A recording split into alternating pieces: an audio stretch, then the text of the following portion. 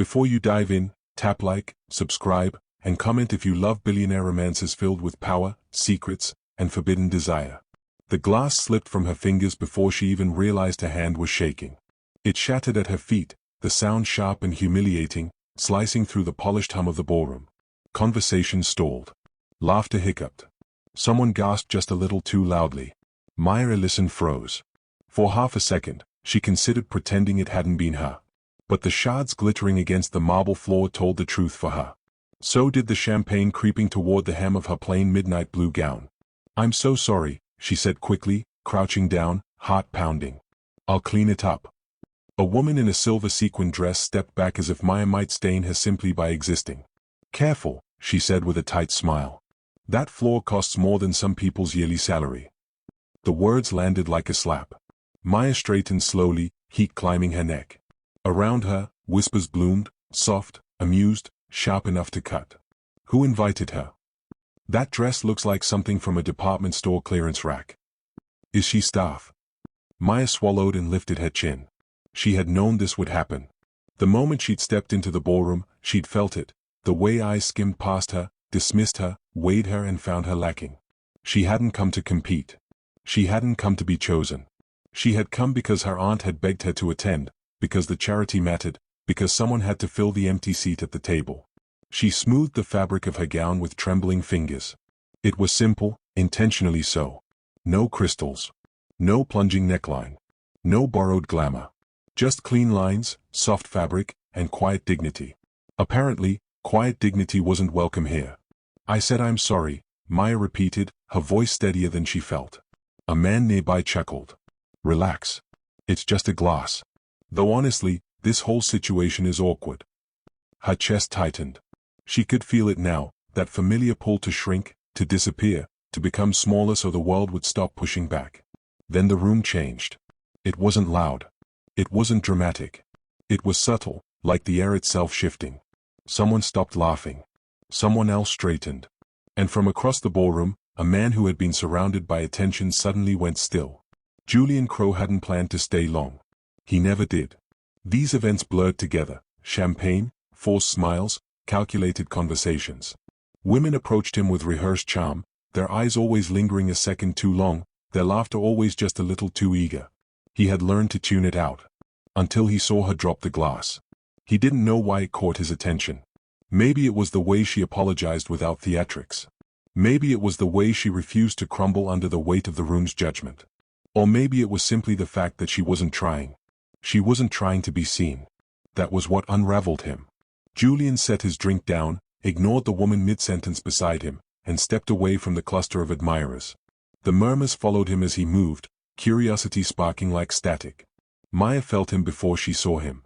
The whispers shifted direction. The space around her opened, as if people instinctively stepped back. She looked up. He was tall, impossibly so, dressed in a tailored black tuxedo that fit him like it had been designed with him in mind. His hair was dark, his expression unreadable, his presence so commanding it made her chest tighten for an entirely different reason. He stopped in front of her. For a moment, neither of them spoke. "I'm Julian," he said finally, his voice low, calm. "Are you all right?" The room went silent. Maya blinked. Once. Twice. Yes. I mean, no one was hurt. It's just glass." "That's not what I asked." His gaze held hers, steady and searching. "Are you all right?" She hadn't expected that. Not from him. Not from anyone in this room. "I am," she said softly. "Thank you." Someone scoffed behind her. "Julian, darling, we were just about to." He didn't turn around. "Give us a moment." The command was gentle but final. The woman fell quiet. Maya's pulse thundered in her ears. "You don't have to." "I know," he said. "I want to." He extended his hand. Gasps rippled through the crowd. Maya stared at his hand as if it might vanish. "I don't think that's a good idea." A corner of his mouth lifted. "Why not?" "Because everyone is watching," she said honestly. "That's never stopped me before." Her heart skipped. She hesitated, then placed her hand in his. The touch sent an unexpected jolt through her. His grip was warm, grounding. "Dance with me," Julian said. "I don't." "Please," he added quietly. "Just one song." She searched his face, looking for mockery, for amusement, for the slightest hint that this was some elaborate joke. She found none. "All right," she said. He led her onto the dance floor. The music swelled, and suddenly, they were moving, slow, measured, perfectly in sync. Maya's senses blurred. The lights. The murmurs. The weight of his hand at her waist. "You look uncomfortable," he said. "I am," she admitted. "This isn't really my world." He studied her. "Then why are you here?" She shrugged lightly. "Because the charity matters. And because sometimes you show up even when you don't belong." "I don't think you don't belong," he said. She let out a quiet laugh. "You're the only one." "Then perhaps everyone else is wrong." Her breath caught. "You don't talk like someone who expects anything," he continued. "That's rare." She looked up at him. "What do you think I should expect?" His gaze softened. "Respect." The song ended too soon. Applause erupted, but it felt distant, unreal. Julian released her reluctantly. "Can I see you again?" he asked. Maya's chest tightened. There it was. The inevitable question. She shook her head gently. "Tonight was kind. But it doesn't need a sequel." He frowned. "Why?" "Because men like you don't cross rooms for women like me," she said quietly. "They cross rooms for moments. And I don't want to be one." Something flickered in his eyes, surprise, maybe even admiration. "May I at least walk you out?" he asked. She considered it, then nodded. As they moved toward the exit, the whispers returned, louder now, edged with envy and disbelief. Maya kept her head high. At the doors, she paused. "Thank you," she said, "for choosing kindness." He smiled, slow and genuine. "I didn't choose kindness." "What did you choose?" "You." She didn't answer.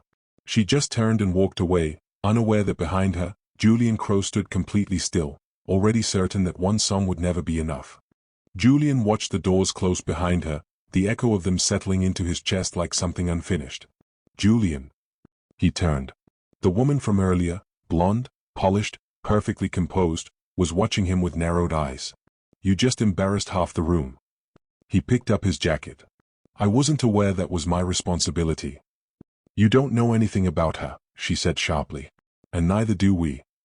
"That," he replied calmly, "is exactly the problem." He left the ball early, something that would be talked about for days. By morning, blogs would speculate, social circles would buzz, and half the city would want to know the name of the woman in the plain blue gown. Julian wanted to know it too, but for reasons that felt unsettlingly different. Maya didn't sleep that night.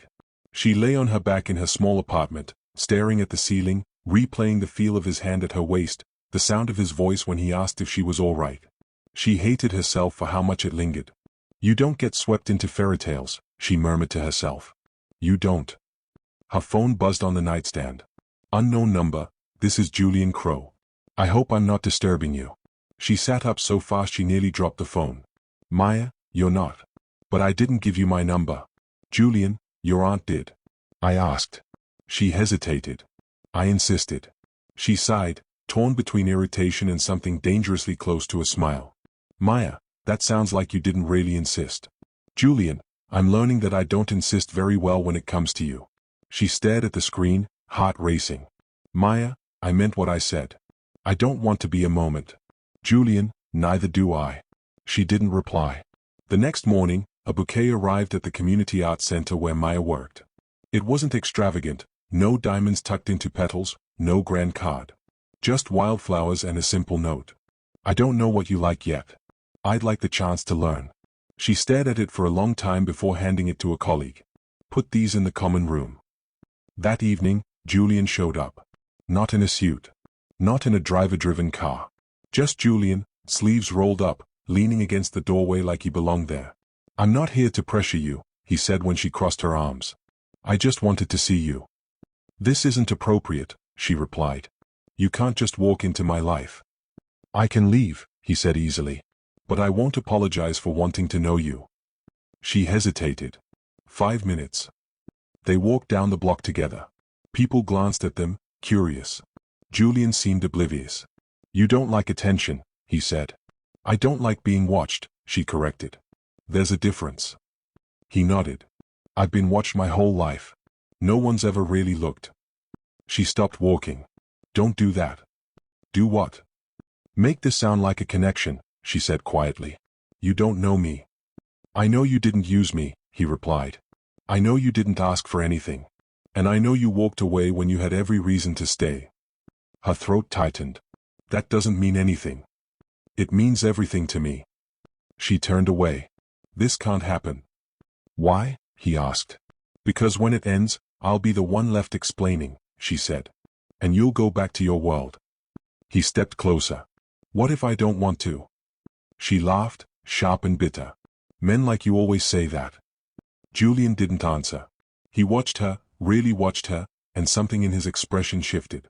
Then I'll prove it, he said. Days passed. He didn't push. He didn't demand. He waited. He sent messages that didn't ask for anything. Thinking about you. I hope today is kind to you. I walked past a bookstore and thought of you. She replied less than she wanted to, more than she should have. One afternoon, she stepped out of the center to find him sitting on the curb, eating from a paper carton. You're blocking the entrance, she said. He looked up, smiling. Join me. She hesitated. Then Saturday. You don't belong here, she said. I don't belong anywhere without you lately. She rolled her eyes, but her lips twitched. Weeks passed like that. Quiet persistence. Unexpected conversations. Long looks that said what words didn't dare. Then she saw him on television. Julian Crowe, photographed beside a stunning woman at a gala in Paris. The headlines speculated about an engagement. Her chest tightened. When he called that night, she didn't answer. The next day, he showed up again. You didn't tell me, she said flatly. There's nothing to tell, he replied. She's a business partner. She looked like more than that. He stepped closer. I only want you. She shook her head. That's not fair. Neither is assuming the worst. I'm protecting myself, she said. You don't know what it's like to be the afterthought. He was silent for a long moment. Then, you think I chase you because you're different. But I stay because you're honest. And I'm tired of pretending. Her voice softened despite herself. Then stop pretending with everyone else. He exhaled. Give me time. She didn't answer. That night, Julian declined an invitation that would have made headlines. The next day, he attended a small exhibition at Maya's center, quietly, without cameras. When someone whispered, "Is that him?" he stepped in front of her instinctively. I'm not ashamed of you, he said. And I won't let anyone make you feel small again. Her eyes filled with tears she didn't let fall. You're still chasing, she said. Yes, he replied. Because you're worth the wait. She looked at him then, really looked, and for the first time, she didn't step away. The first time Maya almost let herself believe him was the night he didn't show up. It should have reassured her. It should have felt like relief. Instead, it sat in her chest like unfinished music, like a note held too long and then cut short. She told herself it was nothing. Told herself that weeks of quiet pursuit didn't undo decades of reality.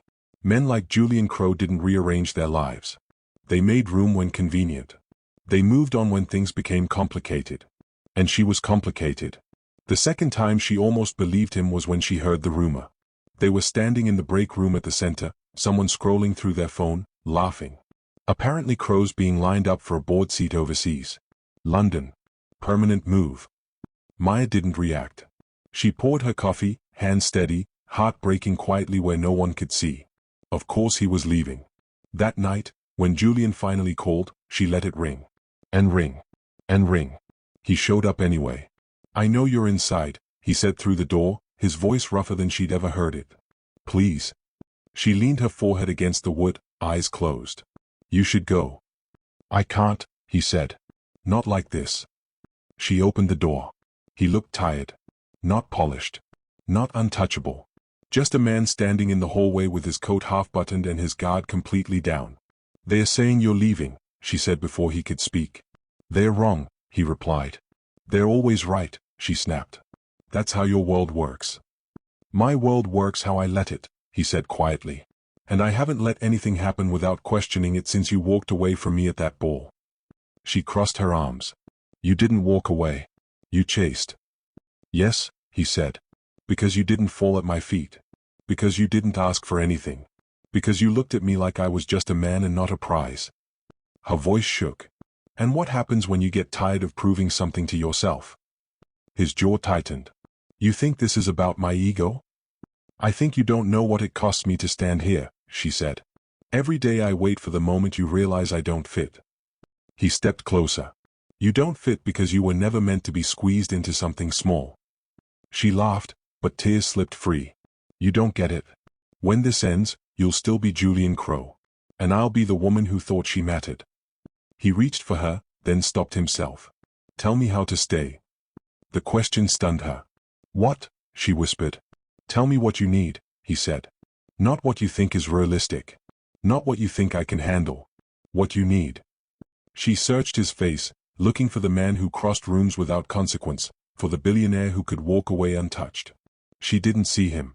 I need to know I'm not a secret, she said finally. I need to know you won't disappear when it gets inconvenient. I need to know you're choosing me even when no one's watching. He nodded once. Then watch. The next weeks changed everything. Julian stopped attending events that had nothing to do with his values. He declined interviews. He cancelled meetings that conflicted with things Maya cared about. He showed up, quietly, consistently, without spectacle. When someone questioned him, he didn't deflect. I'm prioritizing my life, he said. When tabloids speculated, he didn't hide. He didn't rush her either. They walked together. Cooked dinners that burned and laughed about it. Sat in silence that felt full instead of awkward. He learned her rhythms.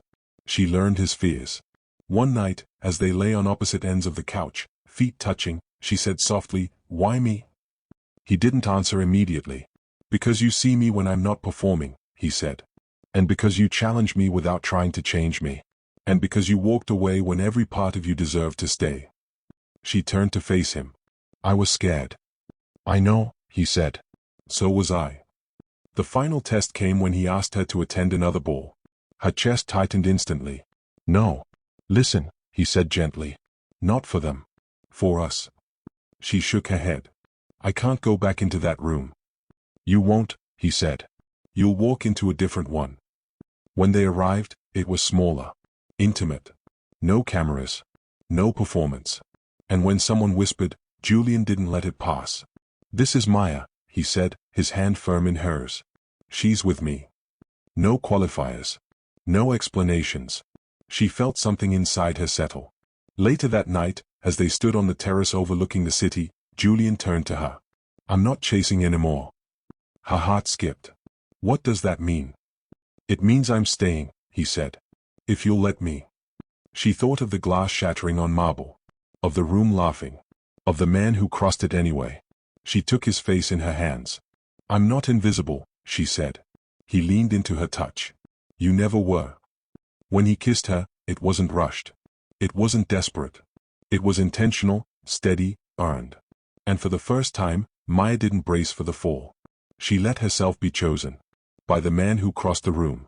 By the man who stayed. If you felt anything while listening to this story, if it made your heart race, made you smile, or reminded you that real love still exists, don't keep it to yourself. Hit the like button to support the channel, subscribe so you never miss a new romance story, and turn on notifications to stay close to every heartbeat, every twist, every unforgettable love. And I want to hear from you. Comment below and tell me where you're watching from. Your city, your country, your corner of the world. Your support helps this channel grow, and your comments inspire the next love story.